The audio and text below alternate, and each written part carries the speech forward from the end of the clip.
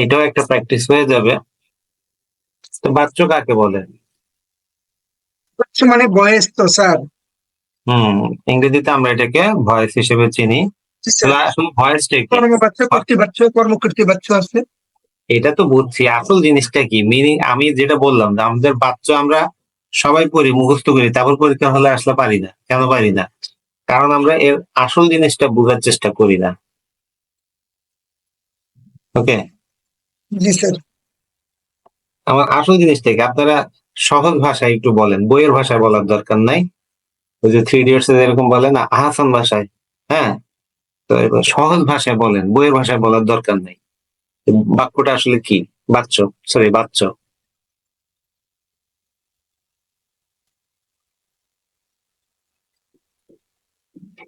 সোজা কথা, আসলে বাচ্চটা হচ্ছে আমাদের আহ বিভিন্ন ধরনের যে আমাদের প্রকাশ ভঙ্গি, বাক্যের বিভিন্ন ধরনের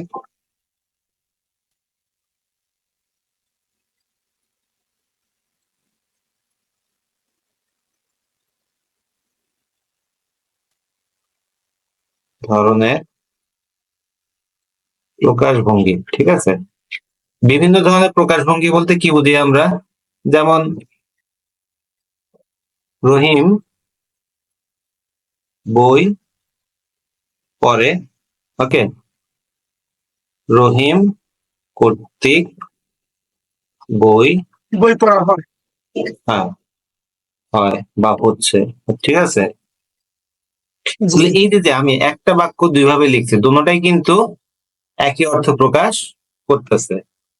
আমাদের পরীক্ষাতে সাধারণত যেভাবে প্রশ্নটা আসে যে একটা বাক্য দিবে, এই বাক্য দিয়ে আপনাকে বলবে যে এটা কোন বাচ্চার উদাহরণ, এটা কি কর্তৃবাচ্য, এটা কি কর্মবাচ্য, নাকি এটা ভাববাচ্য। আমাদের বাচ্য আমরা জানি, যে সবাই জানি, এটা একদম আমরা সেই ছোট থেকে পড়ে আসতেছি। একটা হচ্ছে যে কর্তৃবাচ্য, একটা হচ্ছে কর্মবাচ্য, আরেকটা হচ্ছে যে কি ভাব বাচ্য, আরেকটা আছে কর্মকর্তৃবাচ্য। এটা অনেকে অনেক ব্যাকরণবিদ আহ রাখতে চাইছে, আবার অনেকে রাখতে চায় নাই। তা আমাদের মূলত কিন্তু এই তিনটা।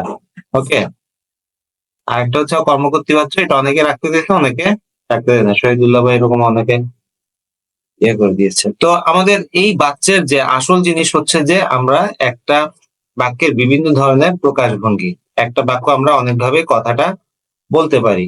তাহলে এখন এই যে ক্রিয়ার উপর ভিত্তি করে বাক্যের প্রকাশভঙ্গি আমাদের কিন্তু চেঞ্জ হয়ে যাচ্ছে। কিসের উপর ভিত্তি করে? এই যে ক্রিয়ার উপরে ভিত্তি করে। পরে পড়া হয়, দুইটা জিনিস এক না কিন্তু, ঠিক আছে? তাহলে আমার এই ক্রিয়াপদটার কারণে যখন আমার প্রকাশভঙ্গি চেঞ্জ হয়ে যায়, হ্যাঁ, সে প্রকাশভঙ্গি চেঞ্জ হওয়ার যে প্রক্রিয়াটা, সেটাকে আমরা বলি যে বাচ্য।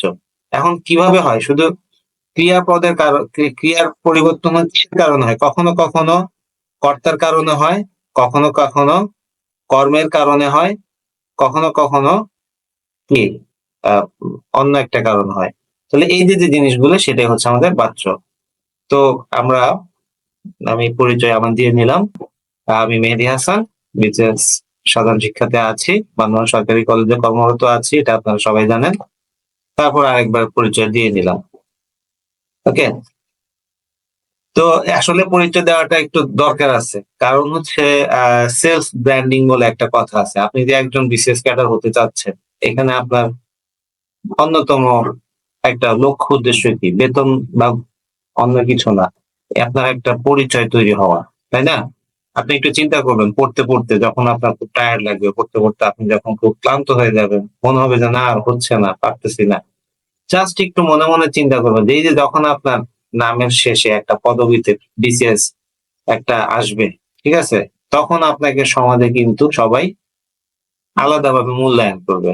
আমি গত কয়েকদিন আগে ডিসি অফিসে একটা জেলা আইন শৃঙ্খলা মিটিং এ ছিলাম।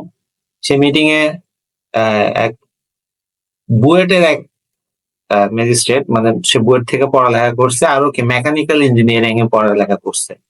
সে হয়েছে এখন ম্যাজিস্ট্রেট। আমি তাকে এমনি হাসতে হাসতে বললাম, ভাই আপনি মেকানিক্যাল ইঞ্জিনিয়ারিং এ পড়ছেন বুয়েট থেকে, তো এই যে যে আপনি এখন যে চাকরিটা করতেছেন, সে চাকরিতে আপনি সব মিলে সর্বটা করলে বেতন পাচ্ছেন 50। হ্যাঁ, তো আপনি তো এই যদি একটা প্রাইভেট ফার্মে চাকরি করতেন, আজকে আপনার 3 বছরের চাকরির জীবনে আপনার তো বেতন এখন মিনিমাম 4 লাখ থেকে 5 লাখ টাকা হয়ে যেত। কিন্তু আপনি কেন এটাকে বেছে নিলেন? কারণ আমি জানি তাদের কিন্তু মারাত্মক ডিমান্ড। আমার এক মামা আছে, তিনি ক্যানাডা থাকেন, তিনি সিভিল ইঞ্জিনিয়ারিং এ করা বুয়েট থেকে। তো উনি জাস্ট একটা বাড়ি কিনছে, সে বাড়ির মাসিক কিস্তি হচ্ছে 50 লাখ টাকা। তো তার বেতন কত টাকা হিসাব করেন। তাহলে এই যে যে এটা ছেড়েও তাকে আমি জিজ্ঞাসা করলাম, আপনি কেন আসলেন এই বিসিএস এর আসল মোহটা কি? বলে যে ভাই, যত বড়ই চাকরি করি না, আমি কয়েকটা চাকরি করছি, কিন্তু ওখানে দেখলাম যে আমাকে কেউ গুনে না। ওকে, কিন্তু যখন আমার বিসিএস হইলো, সব জায়গায় কিন্তু আমার একটা আলাদা পরিচয় তৈরি হয়েছে, আমার একটা ব্র্যান্ড তৈরি হয়েছে। ওকে, তো এইটাই আসল বিসিএস এর। আপনাকে কেউ এমনিতে অনেক টাকার মালিক আপনি সমাজে দেখবেন, অনেক বড় চাকরি, অনেক টাকার মালিক, কিন্তু ওই যে দিন শেষে গুনে না কেউ।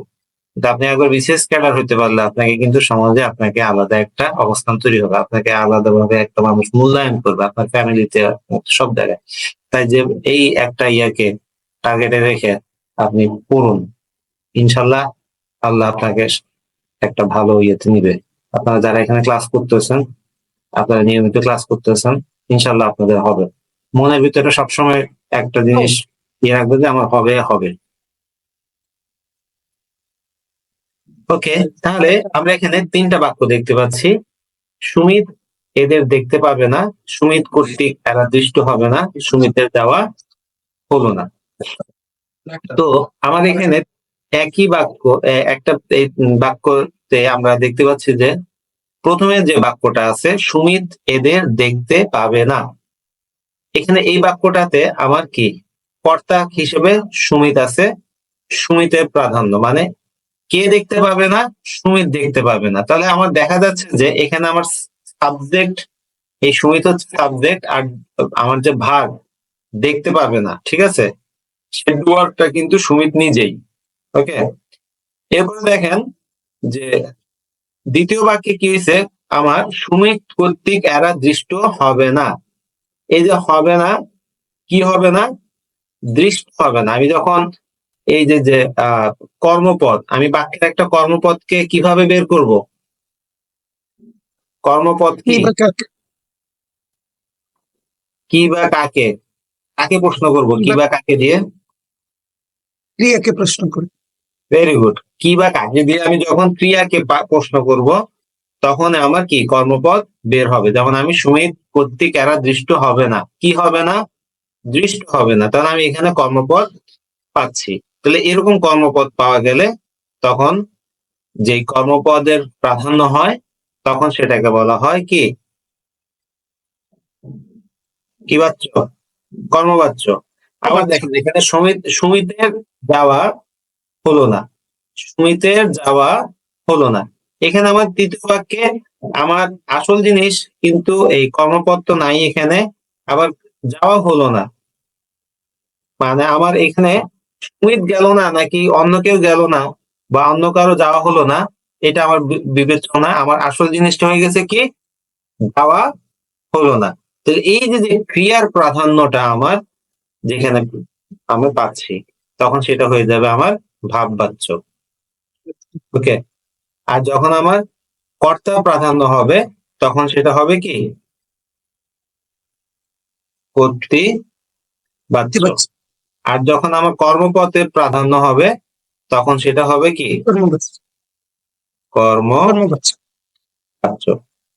তো আপনারা যারা ফেসবুকে এই ভিডিওটা লাইভ দেখছেন, তারা আমি আপনাদেরকে অনুরোধ করব, আপনারা যে যেখান থেকে দেখছেন কমেন্ট করেন যে আপনারা কে কোথা থেকে লাইভ দেখছেন, তাহলে আমাদের একটু বুঝতে সুবিধা হবে আমরা আসলে দেশের কোন কোন জায়গায় আমাদের মেসেজটা পৌঁছে দিতে পারছি। আর আরেকটা বিষয় হলো যে যারা দেখছেন, আরো বেশি মানুষের কাছে আমাদের এই বিষয়টাকে একটু পৌঁছে দেওয়ার জন্য আপনাদেরকে অনুরোধ করবো, আপনারা আমাদের এই ভিডিওটা শেয়ার করুন। হ্যাঁ, কেউ কোনো প্রশ্ন করতে চাচ্ছিলেন মনে হয়।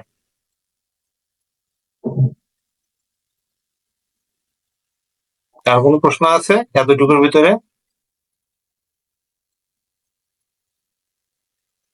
নাই। না স্যার। আচ্ছা, তাহলে আমরা এই তিনটা জিনিস আগে বুঝে নিব।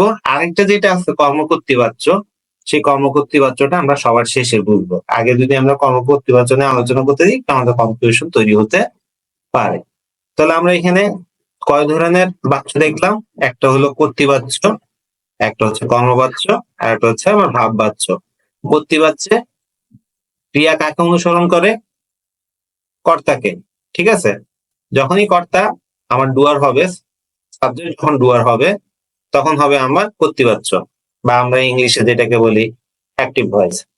আর আর আমরা যখন এখানে আমার কর্তা আসলিয়া হবে না, এখানে কর্মপদ প্রাধান্য পাবে, তখন সেটাকে বলা হবে কর্মবাচ্য। আর ভাববাচ্য কি হবে? আমার কর্তা বা ইয়া কোনোটাই প্রাধান্য না পেয়ে এখানে ক্রিয়াপদটাই কি প্রাধান্য পাবে, তখন সেটা হবে আমার ভাববাচ্য। তো বাক্যের এই বিভিন্ন ধরনের প্রকাশভঙ্গিকেই আমরা কিন্তু কি বাচ্য বলি। এটা একদম আমরা প্রথমে বলেছিলাম, এখন আরেকবার আমি আপনাদেরকে মনে করে দেওয়ার চেষ্টা করলাম। তাহলে দেখেন যে আমাদের বাক্যের প্রকাশভঙ্গি, বিভিন্ন ধরনের প্রকাশভঙ্গিটাই হচ্ছে আমাদের বাচ্য। তো আহ আমরা এখন এই প্রকারভেদ নিয়ে আলোচনা করব। প্রথমে আসে আমাদের কর্তৃবাচ্য। কর্তৃবাচ্যের কর্তার অর্থের প্রাধান্য থাকে, ওকে, এবং ক্রিয়াপদ কর্তার অনুসারী হয়, তাকে কর্তৃবাচ্য বলে। আমার কর্তাকে বাক্যে ইংরেজিতে যাকে আমরা বলি সাবজেক্ট, ইংরেজিতে যাকে আমরা বলি কি সাবজেক্ট। কর্তার অর্থের প্রাধান্য থাকে, ক্রিয়াপদ মানে ভার কর্তার অনুসারী হয়, মানে আমার সাবজেক্টটা ডুয়ার হয়, সাবজেক্টটাই সরাসরি কাজ করে। যেমন রহিম স্কুলে যাচ্ছে, কে যাচ্ছে? এই যে রহিম। তাহলে এই যে যাচ্ছে, কে যাচ্ছে? রহিম। তাহলে এটা সাবজেক্ট এখানে কাজটা সরাসরি নিজেই করতেছে। শিক্ষক ছাত্রদের পড়ান, খেয়াল করেন, শিক্ষক ছাত্রদের পড়ান, কে পড়ান? শিক্ষক পড়ান। তাহলে আমাদের এই যে এখানে সাবজেক্ট সরাসরি যখন ক্রিয়াপদকে মানে আমরা কাজটা করে সরাসরি নিজেই কাজটা করে, তখন সেটা হয়ে যায় আমার কর্তৃবাচ্য। তো আমাদের কর্তৃবাচ্যে আমাদের সবসময় কিছু বৈশিষ্ট্য আছে। সেই বৈশিষ্ট্যগুলোর ভিতরে একটা হচ্ছে যে ক্রিয়াপদ সবসময় কি কর্তার অনুসারী হবে। এই যে আমাদের দেখেন দুইটা উদাহরণ আছে, এখানে ক্রিয়াপদ হচ্ছে যাচ্ছে, এখানে হলো আমাদের পড়া, দুটোটাই অনুসরণ করা বলতে বোঝাচ্ছে যে এখানে আমার সাবজেক্ট বা কর্তা নিজে কাজটা সরাসরি করবেন। বুঝা গেছে? এবং আমার এই এই যে কর্তৃবাচ্যটা, এটা কিন্তু সকর্মক বা অকর্মক দুটোই হতে পারে। কিভাবে সকর্মক এবং অকর্মক মনে আছে? কাকে বলে সকর্মক ক্রিয়া, অকর্মক ক্রিয়া কাকে বলে মনে আছে? হ্যাঁ বলুন তো দেখি।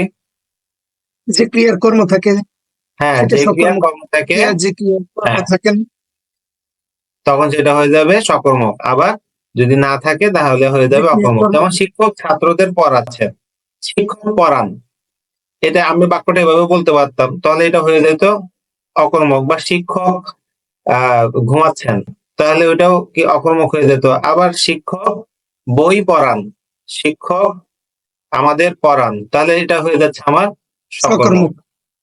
ওকে, এবং এবার আমার কর্তা যেটা থাকবে, কর্তায় প্রথমা বা শূন্য বিভক্তি এবং কর্মের দ্বিতীয় বা ষষ্ঠী বা শূন্য বিভক্তি হবে। প্রথমা বা শূন্য বিভক্তি খেয়াল করেন, এই যে এখানে সাথে রহিম এবং এখানে এই যে আমাদের শিক্ষক, এই দুইটা বাক্য আমরা বললাম, এখানে কিন্তু কোনো বিভক্তি যুক্ত হয় নাই, হয়েছে? রহিমরা বা শিক্ষকগণ এরকম করে কোনো বিভক্তি কিন্তু আমার যুক্ত হয় নাই। তাহলে এই জন্য আমার কর্তা এইটা হচ্ছে শূন্য বিভক্তি, অথবা এটাকে আরেকটা বলে কি প্রথমা বিভক্তি। এবং কর্মপদ যেটা আছে, সেই কর্মপদে কিন্তু দ্বিতীয় বিভক্তি বা ষষ্ঠী বা শূন্য বিভক্তি, আবার শূন্য বিভক্তিও হতে পারে। যেমন আমার দ্বিতীয় বিভক্তি কি আছে? বিভক্তি দ্বিতীয় বিভক্তি কি কি মনে আছে? হ্যাঁ, দ্বিতীয় বিভক্তি হচ্ছে কে রে।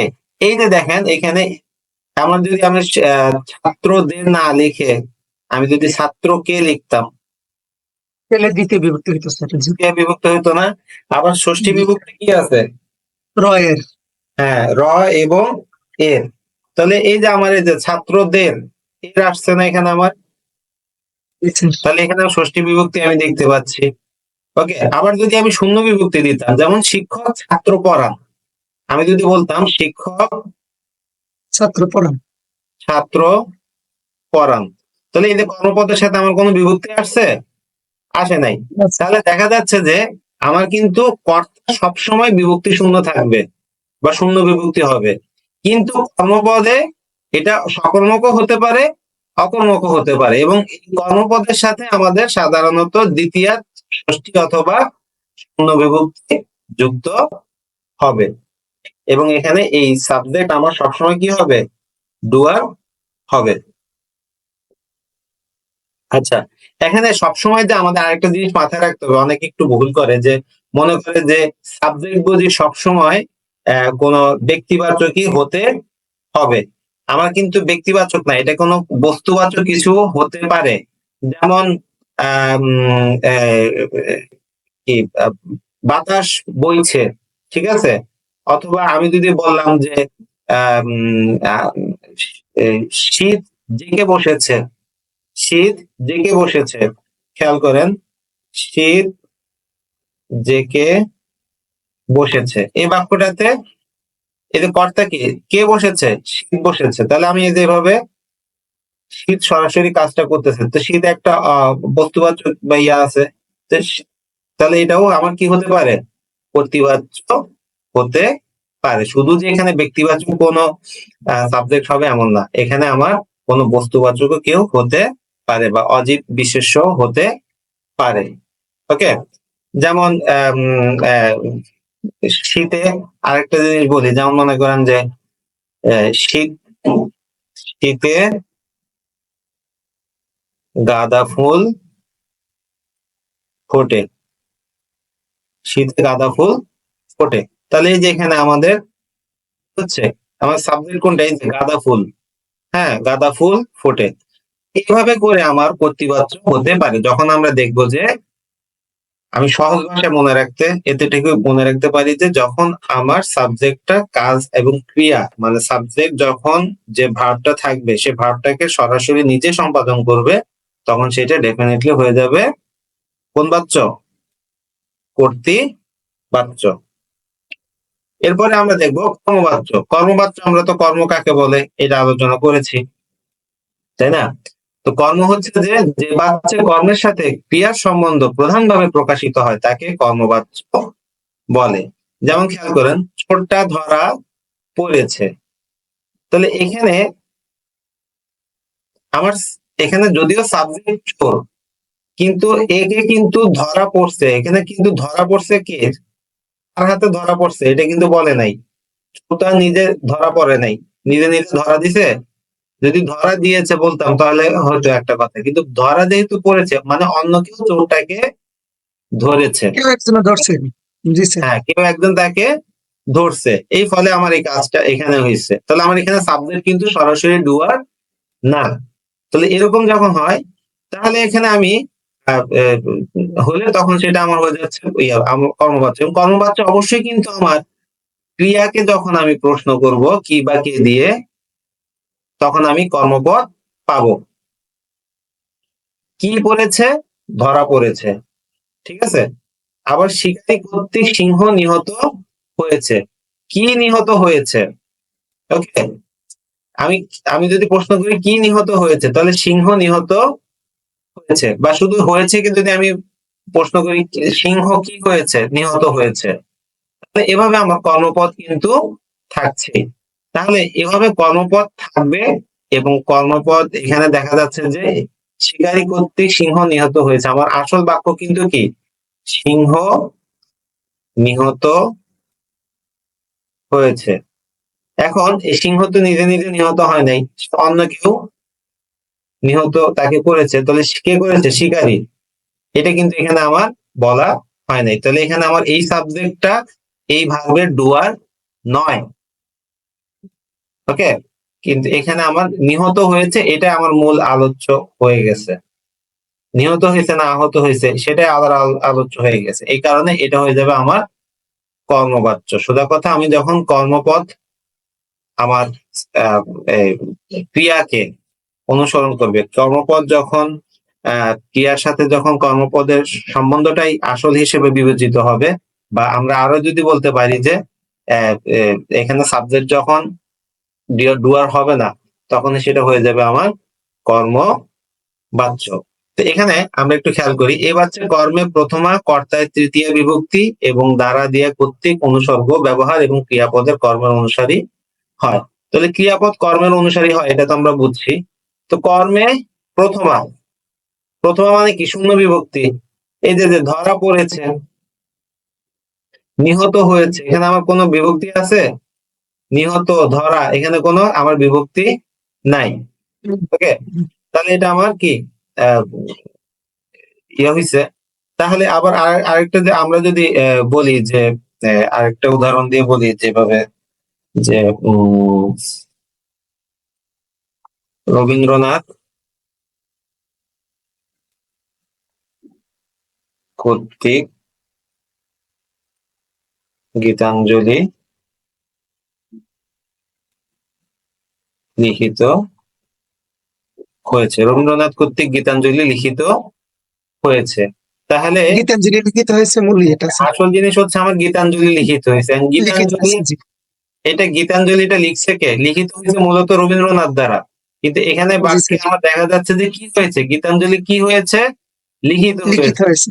এখন সেটা কি লিখিত হয়েছে নাকি অভিনীত হয়েছে নাকি পঠিত হয়েছে, সেটা কিন্তু আমার আসল জিনিস কি হয়েছে প্রশ্ন করলে আমার লিখিত হয়েছে এটা আমার বোঝাচ্ছে, তাই না? তাহলে এই জন্য আমার এটা হয়ে গেছে আমার একটা কি কর্মবাচ্য। বাচ্চা।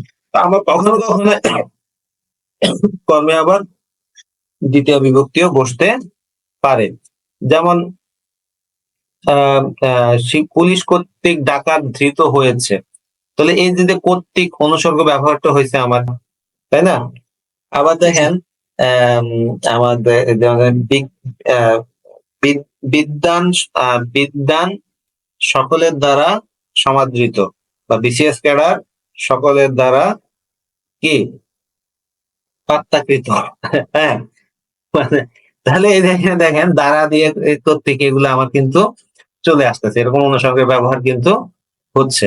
তাহলে এরকম যখন হয় তখন সেটা হয়ে যায় আমার কর্মবাচ্য। আমি সহজ ভাষায় মনে রাখতে গেলে এক কথায়, আমি যদি দেখি যে এখানে সাবজেক্ট ডুয়ার না, এখানে আমার কর্মপদটাই আসল, তখন হয়ে যাবে এটা কর্মবাচ্য। ওকে, এরপরে আসতেছে আমাদের ভাববাচ্য। তো যে বাচ্চে কর্ম থাকে না, বাক্যের ক্রিয়া অর্থ বিশেষভাবে ব্যক্ত হয়, তাকে ভাববাচ্য বলে। খেয়াল করেন, আমার কর্মপদ থাকবে না। আমরা এর আগে আলোচনা করছিলাম কর্তৃবাচ্য এবং কর্মবাচ্য, এই দুইটা। কর্তৃবাচ্যে কর্মপদ থাকতেও পারে, নাও থাকতে পারে, কিন্তু কর্মবাচ্যে অবশ্যই আমার কর্মপদ থাকতে হবে। কিন্তু আবার ভাববাচ্যে কর্মপদ একদমই থাকতে পারবে না। আমি একটু এভাবে চার্ট করে দেখাই। আমাদের তিনটা বাচ্য, তাই না? একটা হচ্ছে কর্তৃবাচ্য, একটা হচ্ছে কর্মবাচ্য, আর একটা হচ্ছে আমার ভাব। তো কর্তৃবাচ্যে আমার কর্মপদ থাকতেও পারে, নাও না থাকতে পারে। থাকতে পারে। কর্মপদে অবশ্যই থাকবে, কিন্তু আবার ভাব বাচ্চা অবশ্যই থাকবে থাকবে না। না। ঠিক আছে? তো যে বাচ্চা জি। কর্ম থাকে না এবং বাক্যের ক্রিয়ার অর্থটাই স্পেশালি মানে বলা হয় বা বোঝানো হয়, তখন সেটাকে বলা হয় আমার কি ভাববাচ্য। তো এখানে যে ক্রিয়া মানে আমাদের যে ক্রিয়ার বিশেষ্য যা বাক্যের ক্রিয়াকে নিয়ন্ত্রণ করে, আমাদের যেমন দেখা হলো খাওয়া হলো না, আমার কি হলো না? খাওয়া হলো না। তাহলে এই খাওয়াটা কিন্তু কি একটা ক্রিয়া বিশেষ্য, খাবারের নাম মানে ক্রিয়ার নাম। খেয়াল করেন, ক্রিয়া বিশেষ্য। ক্রিয়া বিশেষ্য কাকে বলে? যখন কোনো ক্রিয়ার নাম বুঝায়, খাওয়া, নাওয়া, ঘুমানো, এগুলো হচ্ছে ক্রিয়ার নাম। ওকে, এরকম যখন ক্রিয়া বিশেষ্যকে আমার নিয়ন্ত্রণ ইয়ে করে, ক্রিয়া বিশেষ্য বাক্যের ক্রিয়াকে নিয়ন্ত্রণ করে, তখন আমরা সেটাকে কি বলতে পারি? ভাববাচ্য বলতে পারি। অনেকে একটু কনফিউশনে বলে যে আমার কি হলো না, খাওয়া হলো না, এটা তো কর্মপদ আছে। আসলে এটা কর্মপদ শুধু বিশেষ্য হবে, কিন্তু ক্রিয়া বিশেষ্য হবে না। ক্লিয়ার? এখন এ পথে চলা যায় না। ওকে, এই যে এখানে দেখেন, এই পথে চলা যায় না। তো যায় না হচ্ছে আমার কি ক্রিয়াপদ, আর এখানে আমার ক্রিয়া বিশেষ্য কি, এই যে চলা। ওকে, বা আমি যদি এখানে বলতাম দৌড়ানো, এই পথে দৌড়ানো যায় না। ওকে, তাহলে আমার এটাও কি হইতো, একটা ক্রিয়া বিশেষ্য হয়ে যেত। এই রাস্তা আমার চেনা নেই। ওকে, চেনা নেই, নেই এটা একটা নাবাচক ক্রিয়াপদ, নেতিবাচক ক্রিয়াপদ। তো আমার কি নেই, না নেই। এখন আমি এটা এভাবে বলতে পারবো না। আমার এখানে হচ্ছে যে চেনা, মানে কোনো কিছুকে পরিচিত হওয়া, এটা একটা ভাব, এবং এই জন্য এটা যেহেতু একটা কোন ক্রিয়ার নাম বোঝাচ্ছে, এই জন্য এটা একটা হয়ে গেছে ক্রিয়া বিশেষ্য। তাহলে এভাবে যখন বোঝায়, তখন সেটাকে বলা হয় কি ভাববাচ্য। ঠিক আছে? আমার ভাববাচ্যে বুঝতে হলে এই আমার সোজা কথা মাথায় রাখতে হবে যে ভাববাচ্যে ক্রিয়া আসল জিনিসটা বোঝায়। আমার বাক্যে খাওয়া হলো না, মানে খাওয়া হলো না, খাওয়া যায় না, চেনা নেই, এই কথাগুলো বললেই আমার বাকি আর কিছু জানার দরকার নাই, বা আমার বাকি আর কিছু আমাদের বুঝতে হচ্ছে না। হ্যাঁ, যেমন মনে করেন আমি যদি বলি যে আজান হচ্ছে। ওকে, আজান হচ্ছে। এখন মুয়াজ্জিন আজান দিচ্ছে, দ্যাট ডাজন্ট, এখানে এই আজানটা কে দিচ্ছে সেটা গুরুত্বপূর্ণ না, কিন্তু এখানে আজান হচ্ছে, আজান মানে আহ্বান করা, তাই না? সেইটাই হচ্ছে আমার আসল জিনিস। তখনই এটা হয়ে গেল আমার কি একটা। ওকে, এখন দেখেন আমাদের এরপরে ভাববাচ্যের ইয়েতে, যে আমাদের যে ভাববাচ্যের ক্রিয়া সর্বদাই নাম পুরুষের হয়ে থাকে, ভাববাচ্যের কর্তায় ষষ্ঠী, দ্বিতীয়া অথবা তৃতীয়া বিভক্তি প্রযুক্ত হয়। তাহলে আমার ভাববাচ্যের কর্তায়, আমাদের ভাববাচ্যের ক্রিয়া সর্বদাই নাম পুরুষ হয়। ক্রিয়াটা কিরকম হলো, নাম পুরুষ। নাম পুরুষ কাকে বলে মনে আছে? তোর মধ্যম নাম পুরুষ, জি স্যার। আমি তুমি ছাড়া যা আছে দুনিয়াতে সব নাম পুরুষ স্যার। হ্যাঁ, আমি আর তুমি ছাড়া বাকি সবগুলো হচ্ছে আমার নাম পুরুষ। তাহলে এখানে ভাববাচ্যের কর্তায় আমার ষষ্ঠী, দ্বিতীয় অথবা তৃতীয় বিভক্তি প্রযুক্ত হয়। এখানে কিন্তু আরেকটা ডিফারেন্স দেখেন, আমাদের কর্তৃবাচ্যে কর্তায় কিন্তু কোনো কি হচ্ছিল না, ক্রিয়াপদ বিভক্তি যুক্ত হচ্ছিল না, কিন্তু আমার ভাববাচ্যে আমার সবসময় কি হচ্ছে, একটা কর্তায় ষষ্ঠী বা এরকম কিছু ব্যবহৃত হচ্ছে। যেমন আমি বললাম যে তোমাকেই ঢাকা যেতে হবে, তোমাকেই ঢাকা যেতে হবে। এই যে তোমাকেই, তোমাকে পরে আমি আবার একটা এই যে একটা লাগাইছি, তাই না? তাহলে এই যে এটা দিয়ে আমার নির্দিষ্ট করে ইয়ে করে বোঝানো হচ্ছে যখন, হ্যাঁ, একটা আম, তখন সেটা হয়ে গেছে আমার আর একটা, আমি আরেকটা জিনিস বুঝতে পারছি যে যেতে হবে, ঢাকাতে কি যেতে হবে। তাহলে এই যে দেখেন আমার যেতে হবে এটাকে আসল বোঝানো হচ্ছে। তো এখন এই জন্য এটা হয়ে গেছে আমার ভাববাচ্য। তাহলে ভাববাচ্যের ক্রিয়া সর্বদাই নাম পুরুষে হয়ে থাকে, এবং কখনো কখনো ভাববাচ্যের কর্তা উজ্জ্বল থাকে, কর্ম দ্বারাই ভাববাচ্য গঠিত হয়ে থাকে, কর্তা উজ্জ্বল থাকে। করেন যে, যেমন মনে করো যে সবিস্তারে বর্ণনা করা হোক। হুম, সবিস্তারে বর্ণনা করা হোক। তাহলে সবিস্তারে, এখন আমি বললাম যে অনুগ্রহপূর্বক সবিস্তারে বর্ণনা করা হোক, কাকে আমি উদ্দেশ্য করে বলতেছি, এটা ইয়ে করা হচ্ছে না, যে কোনো একজন বর্ণনা করলে আমার কিন্তু হয়ে যাচ্ছে। তো এই জন্য আমার এখানে ভাববাচ্য কখনো কখনো কি অর্থ উজ্জ্বল থাকে। ওকে, তাহলে এই যে উজ্জ্বল থাকা মানে কি, মানে আছে কিন্তু উল্লেখ করার প্রয়োজন নাই। তাহলে এই যে এখানে আমার আহ, আহ, বর্ণনা, এটা একটা ক্রিয়া বিশেষ্য, এটা দ্বারা আমার এই যে এখানে এটা বলে করা হোক, কি করা হোক, বর্ণনা করা হোক, এটা একটা ক্রিয়া বিশেষ্য না, বর্ণনা, কোনো কিছু ইয়া করা। তাহলে এই যেভাবে যখন বোঝায় তখন সেটা হয়ে যাচ্ছে আমার ভাববাচ্য। ভাববাচ্য পরে আসতেছে আমাদের এখন কর্মকর্তৃ বাচ্য। কর্মকর্তৃ বাচ্চে কি হয়, কর্মপদেই কর্তৃস্থানীয় হয়ে বাক্য গঠন করে। আমরা এর আগে দেখছিলাম যে কর্মপদটা কিন্তু কর্মপদের ইয়েতে কর্তৃস্থানীয় হচ্ছিল না, সে কর্মপদটা প্রধান হচ্ছিল, মানে ওটাকে ঘিরে আমার বাক্যটা গড়ে উঠছিল। কিন্তু এখানে আমার সে কর্তার মতো কাজ করে। কর্তৃস্থানীয় মানে কি, সে কর্তার মতো কাজ করে, তখন তাকে বলা হচ্ছে যে কি, কর্মকর্তৃ বাচ্য। যেমন বাঁশি বাজে, কি বাজে, বাঁশি বাজে। এখন এখন কে বাজাচ্ছে, দ্যাট ডাজন্ট ম্যাটার। ঘুড়ি ওড়ে, কি উড়ে, ঘুড়ি ওড়ে। ঘুড়ি ওড়ে। এখানে আমার কিন্তু আমার সাবজেক্ট করার দরকার হয় নাই, এখানে এমনিতেই আমি বাক্যটা হয়ে গেছে। কাজটা ভালো দেখায় না, কি ভালো দেখায় না, কাজটা। তাহলে মানে তোমার কাজটা ভালো দেখায় না। ওকে, রহিমের ঘড়ি উড়ে, হ্যাঁ আমাদের বাঁশি বাজে, এভাবে কিন্তু আমি বাক্যগুলো বলতে পারতাম, কিন্তু যে আমাদের, রহিমের, তোমার, এই জিনিসগুলো আমার বলার দরকার হয় নাই। এখানে কর্মপদ যখন, ওকে, কর্মপদ যখন সাবজেক্টের কাজ করবে, হ্যাঁ সাবজেক্টের কাজ করতে পারবে, তখনই সেটা হয়ে যায় আমার কর্মকর্তৃ বাচ্য। হ্যাঁ, যেমন মনে করো আমার চাঁদ দেখা যাচ্ছে, খেয়াল করো, আমি বললাম যে চাঁদ দেখা যাচ্ছে, আমার কি দেখা যাচ্ছে, চাঁদ দেখা যাচ্ছে। এখন চাঁদ, এটা সে কে দেখতেছে, বা বাকিরা দেখতেছে নাকি আমি, হ্যাঁ, বা কার দ্বারা দেখা হচ্ছে, বা এটা কিন্তু আমার আসল না। এখানে আসল জিনিসটা হচ্ছে আমার কর্মপদ চাঁদ কি দেখা যাচ্ছে বলে আমি কর্মপদকে পাচ্ছি, এবং এটাই কি সাবজেক্টের মতো করে কাজ করতেছে, তখন সেটা হয়ে যাচ্ছে আমার কর্মকর্তৃ বাচ্য। তো আমরা এখন আলোচনা করব বাচ্য পরিবর্তন। বাচ্য পরিবর্তনে প্রথমে আসে আমার কর্তৃবাচ্য থেকে কর্মবাচ্য পরিবর্তন। তাহলে আমার কর্তৃবাচ্য থেকে কর্মবাচ্য, এখানে একটা জিনিস মনে রাখবেন যে আপনারা রুলস মনে রাখার চাইতে আপনারা আসল অর্থটা একটু মনে রাখার চেষ্টা করবেন। আসল অর্থ যদি আপনার মনে থাকে, তাহলে কিন্তু কি আপনার বাচ্য পরিবর্তন করা তেমন অসম্ভব কিছু হবে না, বা বুঝতে অসম্ভব হবে না। আপনারা এর জন্য উদাহরণগুলো বেশি বেশি পড়বেন। আপনারা রুলস মনে রাখতে পারবেন না, কিন্তু উদাহরণ কিন্তু বেশি মনে রাখতে পারবেন। তাহলে দেখেন যে কর্তৃবাচ্যের বাক্যকে কর্মবাচ্যে পরিবর্তন করতে হলে আমার কর্তায় তৃতীয়া, কর্মে প্রথমা বা শূন্য বিভক্তি, ক্রিয়া কর্মের অনুসারী হবে, তবে কর্তৃবাচ্যের ক্রিয়া অকর্মক হবে।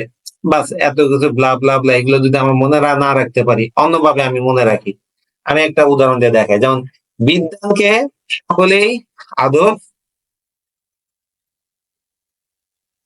করে। তাহলে খেয়াল করেন, বিদ্যানকে সকলেই আদর করে। তাহলে এই যে এখানে সকলেই আদর করে, আমার এখানে এটা করা হচ্ছে যে সকলেই আদর করে, বাক্যটা হচ্ছে এটুকু। এটা হচ্ছে যে আমার আমাদের উদ্দেশ্যের সম্প্রসারক, সকলেই আদর করে। তাহলে এখন আমি এখানে বললাম যে বিদ্যান সকলের দ্বারা আদৃত হয়, আমি যখন কর্মবাচ্যে পরিণত করছি, আমার এখানে কিন্তু কি করে, আদর করে। এই আদর করেটাকে আমি চেঞ্জ করে নিয়ে আসলাম, এখানে আদৃততে নিয়ে আসছি। ওকে, যেমন আমি বললাম যে বিসিএস ক্যাডারকে সকলেই সম্মান করে। তাহলে এই বাক্যটা কি হবে বলুন তো, চেঞ্জ করলে? বিসিএস ক্যাডারকে সবার দ্বারা সম্মানিত হন। ভেরি গুড, এই যে সবার দ্বারা সম্মানিত হয়, এই যে আমি একটা দ্বারা আমি একে নিয়ে আসলাম, ঠিক আছে? তাহলে এই যে এইভাবে নিয়ে আসলে আমি বাকিটা আমি সহজে কি কর্মবাচ্যে পরিণত হয়ে যাচ্ছে। তারা খেলা দেখছে, তাদের দ্বারা খেলা দেখা হচ্ছে। পুলিশ চোরটি ধরেছে, পুলিশ কর্তৃক চোরটি ধৃত হয়েছে। এই যে আমার কর্তৃক, দ্বারা, হ্যাঁ এগুলা নিয়ে আসলে আমার সোজা বাংলায় কি এগুলো বাক্য পরিবর্তন হয়ে যাচ্ছে। তাহলে আমাদের এখানে আমাদের মাথায় রাখতে হবে যে কর্তৃবাচ্য থেকে কর্মবাচ্য আমি যখন রূপান্তর করব, তখন আমাকে প্রথমে যে জিনিসটা করতে হবে যে কর্তার সাথে আমার কি তৃতীয় বিভক্তি নিয়ে আসতে হবে, এবং কর্মে আমার প্রথম আবার শূন্য বিভক্তি হবে, এবং ক্রিয়ার কর্মে অনুসারী হবে। খেয়াল করেন, কর্তার তৃতীয় বিভক্তি, এই যে এটা দ্বারা, কর্তৃক, এগুলো কি বিভক্তি আনছি না আমি? হ্যাঁ, তৃতীয়া। কর্মে আমার প্রথম আবার শূন্য বিভক্তি আনছি। কর্ম কোথায় ছিল? এই যে আদর করে, আদর করে, খেলা দেখে। তাহলে আমার এখানে আমার এই যে কর্মপদটা আমার কিন্তু শূন্য বিভক্তি হয়েছে, এই যে আদৃত। ওকে, তারপর হচ্ছে দেখা, আহ, হ্যাঁ, খেলা বা চোটটি, এগুলোতে আমার কিন্তু কোনো বিভক্তি কিন্তু যুক্ত হয় নাই। তাহলে পুলিশ, আমি যদি বলতাম এভাবে যে পুলিশ চোরটিকে ধরেছে, তাহলে আমি এখানে পুলিশ কর্তৃক চোরটি ধৃত হয়েছে বাক্য যখন এভাবে আমি লিখতাম, এখানে যদি মনে করেন আমি একটা কে লাগাইছি, এখানে কি আমি কে দিতে পারলাম? পুলিশ কর্তৃক চোরটিকে ধৃত হয়েছে, বাক্যটা হইতো। আবার এখানে কে এটা বাদ দিতে হইতো জি না? তাহলে এই যে এখানে আমার জি কর্মকর্তা কি হয়েছে? শূন্য বিভক্তি হয়েছে, এবং ক্রিয়াটা আমার কর্মের অনুসারী হয়ে গেছে। এই যে দেখেন, চোরটি ধৃত হয়েছে, আমার এখানে কর্মপদ কি ছিল? চোরটি। কে ধৃত হয়েছে? চোরটি ধৃত হয়েছে। ক্লিয়ার? এরপর আসতেছে আমাদের কর্মবাচ্য থেকে কর্তৃবাচ্য, এটাতে আমার রিভার্স, জাস্ট ওই যে আমরা দ্বারা দিয়ে যেগুলো ছিল ওগুলো বাদ দিয়ে দিব। হ্যাঁ, আমি জাস্ট এখানে আমার যেমন দুঃসদল কর্তৃক গৃহটি লণ্ঠিত হয়েছে, তো দুঃসদল গৃহটি লুণ্ঠন করেছে, এই যে কর্তৃক কথাটাকে আমি বাদ দিয়ে বাকিটা সাজায় নিছি। বুঝে গেছে? তাহলে আমার সরাসরি হয়েছে, এখানে সাবজেক্টটা সরাসরি ইয়ে বোঝাচ্ছে। আর নজরুল কর্তৃক অগ্নিবীণা লিখিত হয়েছে, আমি এখানে কর্তৃকটা বাদ দিয়ে দিই, তারপরে বাকি অংশগুলো একটু সাজিয়ে নেই। নজরুল অগ্নিবীণা লিখেছেন, তাহলে আমার যেহেতু আমি এই যে এটা বাদ দিয়ে দেওয়ার কারণে আমার এখানে ক্রিয়াপদটাকে চেঞ্জ করতে হচ্ছে না। এখানে লুণ্ঠিত ছিল, এখানে কি হয়েছে? লুণ্ঠন হয়েছে, এটা বাদ দেওয়ার কারণে। এই যে আমার কর্মবাচ্যে আমার কি হয়েছে? আমার যে ইয়ার সাথে যে বিভক্তি ছিল সেটাকে বাদ দেওয়ার কারণে আমার এখানে আবার ক্রিয়াপদে একটু পরিবর্তন আনতে হয়েছে। এতটুকু মাথায় রাখতে পারলে আমার কি, আমি সহজেই কর্ম থেকে কর্তৃ, কর্তৃ থেকে কর্মে নিতে পারবো। আবার একইভাবে জিনিসটা কি ঠিকঠাক পাবো, এই বাক্যটাকে যদি আমি রিভার্স করে এখানে আনতে যাই, হ্যাঁ, এখানে আমাকে কি একটু চেঞ্জ নিয়ে আসতে হবে। যেমন এখানে দেখেন, জিনিসটা কি ঠিকঠাক পাওয়া যাবে, তাহলে এই যে জিনিসটা কি ঠিকঠাক পাবো, তাহলে এই যে পাওয়া যাবে ক্রিয়াপদটা পাবোতে পরিণত হয়েছে, ঠিক পাবোটাকে আমি পরিবর্তন করে রিভার্স হিসেবে ওখানে নিয়ে যেতে পারতাম, পারতাম কিনা?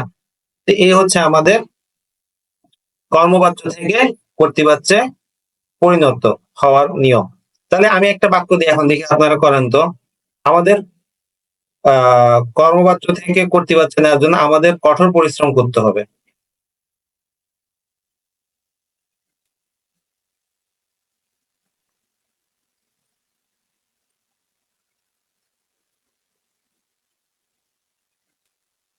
আমাদের কঠোর পরিশ্রম করতে হবে। আমরা কঠোর পরিশ্রম করব। Very good. করতে হবে, এটা চেঞ্জ হয়ে কি হয়েছে? করব। হুম। আর আমাদের কথাটা চেঞ্জ হয়ে কি হয়েছে? আমরা আমরা কঠোর পরিশ্রম করব। ওকে, কে করবে? আমরা করব। তাহলে এভাবে যখন আমার এই যে জিনিসটা, আমি আসল জিনিস, আপনি এটা এটা এভাবে ডিটেলস মনে না না রেখে আপনি জাস্ট মূল থিমটা মনে রাখেন। ওকে, তারপর বাকিগুলো বাক্যগুলো সাজায় নেন মনে মনে, তাহলে আপনি খুব সহজে কিন্তু কি এই বাচ্য পরিবর্তন করতে পারবেন। আর ওই নিয়ম নিয়ে যদি পড়তে যান, কর্তায় প্রথমা, কর্মে দ্বিতীয়া, এই সেই, এগুলো পড়তে গেলে মাথা হ্যাং হয়ে যাবে।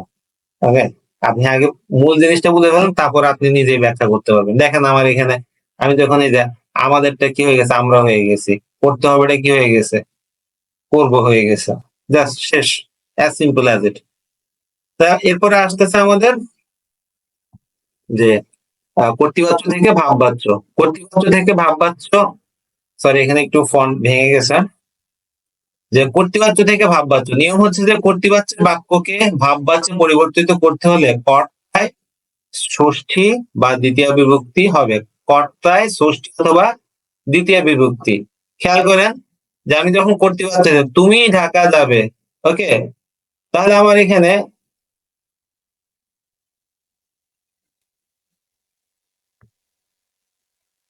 কর্তৃবাচ্য তুমি ঢাকা যাবে, তোমাকেই ঢাকা যেতে হবে। তো এখানে আমার খেয়াল করেন যে আমার কর্তায় কি হয়েছে? তোমাকেই, তুমিটা চেঞ্জ হয়ে কি হয়েছে? তোমাকে হয়েছে না? এবং হয়েছে। ঢাকা যেতে হবে, যাবেটাকে কি পরিণত করে ফেলছি আমি? যেতে হবে। যেতে। ওকে, তাহলে অনুগ্রহ করে সবিস্তার বর্ণনা করুন, অনুগ্রহপূর্বক সবিস্তার বর্ণনা করা হোক, এই যে করুন সেটা কি হয়ে গেছে? করা হোক। জাস্ট কর্তৃবাচ্য থেকে ভাববাচ্য। আমার ভাববাচ্যে পরিবর্তন করতে গেলে আমার একটু মাথায় রাখতে হবে করা হবে না, যাওয়া হবে না, করা হলো, খাওয়া হলো, যাওয়া হলো, করা হোক, ধরা হোক, মারা হোক, শোনা হোক, এরকম করে যখন বলা হয় তখন সেটা হয়ে যায় আমার ভাব বাচ্য। এখন আপনাকে জাস্ট মূল থিমটা মাথায় রাখতে হবে যে এই কথাটা আমি অ্যাড করলে বাক্যটা কিভাবে হবে, তাহলে আমার হয়ে যাবে ভাব বাচ্য।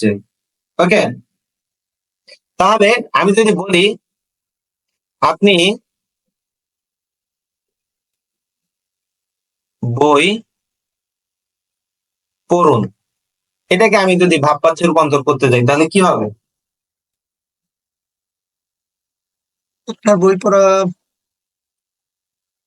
হোক, আপনি বই আপনার বই আপনার পড়া বই হোক। পড়া, ঠিক আছে, জি স্যার। আপনার বই পড়া হোক। আমি আরেকটা গেল না, আপনি আজ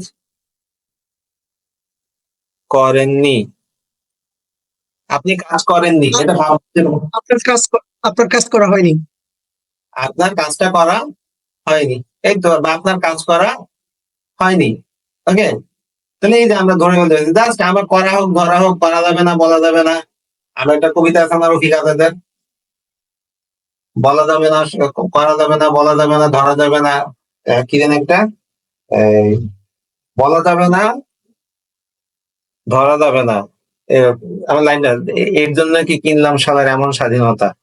তো এই যে যে, ও, ধরা যাবে না, ছোঁয়া যাবে না, বলা যাবে না কথা, এর জন্যই কিনলাম কি শালার এমন স্বাধীনতা। তো এই রফিক আজাদকে কিন্তু এর জন্য আবার ভাব দে মান হারামজাদা, নাহলে মানচিত্র খাবো, এর জন্য কিন্তু তাকে মুজিব আমলে ইয়া করা হয়েছিল, হেনস্থা করা হয়েছিল। তো যাই হোক, আমরা আজকে বাচ্য কি আলোচনা করলাম, বাচ্চের রূপান্তর আলোচনা করলাম, ঠিক তেমনি আমরা কর্তৃবাচ্য থেকে ভাব বাচ্যের যে রূপান্তরের ইয়েটা দেখলাম।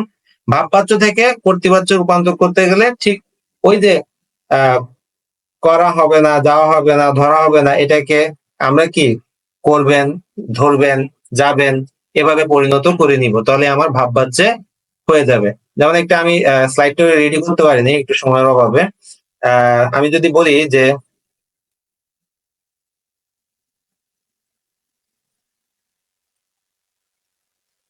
কোথায় থাকা হয়, এটা কোন বাক্যে, কোন বাচ্চা আছে? ভাব পাচ্ছে। ভাব বাচ্চে। তাহলে এটাকে যদি আমি কর্তৃবাচ্যে নিয়ে যাই তাহলে কি হবে? তুমি কোথায় থাকো? হ্যাঁ, কোথায় থাকো বা তুমি কোথায় থাকো। হুম, বা এখন খাবার পরিবেশন করা হোক, এখন খাবার পরিবেশন করা হোক। তোমাদের ভাবিকে একটু শোনাচ্ছি, বুঝছো? এখন খাবার পরিবেশন করা হোক, তাহলে এটাকে করতে পারছে নিতে গেলে কি করতে হবে? এখন খাবার পরিবেশন করো। ভেরি গুড, এই তো ধরে ফেলছে। তাহলে আমরা এইভাবে ভাববাচ্য থেকে সহজে কর্তৃবাচ্যে রূপান্তর করতে পারবো, আবার কর্তৃবাচ্য থেকে ইয়েতে করতে। জাস্ট এই হচ্ছে আমাদের আজকের বাচ্চার ক্লাস। তো আশা করি আপনাদের ক্লাস ভালো লাগছে। তো এখন যা বলছিলাম যে আপনারা একটু উদাহরণগুলো বেশি বেশি পড়বেন। হ্যাঁ, আপনার ধরে ধরে ইয়ে করে ভালো করে মুখস্থ করে ফেললে বা ইয়ে করে ফেলতে পারলে উদাহরণগুলো আপনার রুলস এমনিতে মনে রাখবে। আমার বাচ্চার আসল জিনিস হচ্ছে যে কি, বাচ্চা আমাকে কোনটা কোন বাচ্চা সেটা চিনতে হবে। আর আপনাকে চিনতে গেলে কি করতে হবে, এগুলোকে বেশি বেশি দেখতে হবে। আপনি একটা নতুন শহরে যাবেন, ওখানে গিয়ে কিন্তু সবকিছু একসাথে চিনে ফেলতে পারবেন না, আপনার কাছে যতই গাইডলাইন থাকুক। ওকে, আপনি ওই কয়েকদিন একটু শহরে হাঁটাচলা করলে কিন্তু কি হবে, সবকিছু এমনিতেই চেনা হয়ে যাবে। ওকে, তো আজকে তাহলে সবাইকে ধন্যবাদ অসংখ্য, আপনার ধৈর্য ধরে ক্লাস করছেন। আহ আমি আবারও বলছি, আপনাদের যদি কোনো প্রশ্ন থেকে থাকে তাহলে এখানে কমেন্ট সেকশনে, যারা লাইভে ভিডিওটি দেখছেন তারা কমেন্ট সেকশনে কমেন্ট করুন। আর যদি ভিডিওটি ভালো লেগে থাকে তাহলে সবাইকে এটা শেয়ার করুন। আর আমাদের হয়তো আমাদের আগামী মাস থেকে একটা পেইড ভার্সনের ক্লাস শুরু হচ্ছে।